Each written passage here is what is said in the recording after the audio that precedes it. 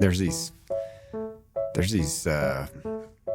gummy worms that like they're stuck together, and one side's sweet and one side's sour. I don't even know what they're called, but I can't. Every time I see them, I just buy them. I don't eat a lot of sugar, but I drink a lot of Diet Dr. Pepper. This is gonna sound terrible. Sour Patch Kids. I love Snickers. I love a frozen Snickers, one that I put in the freezer overnight and can eat the next day. It's so good. Sour Patch Kids, yeah, or hot tamales in popcorn at the movie theater. You put them in there and it's like this sweet, salty mix. It's hard to beat. Shouldn't be telling people that, but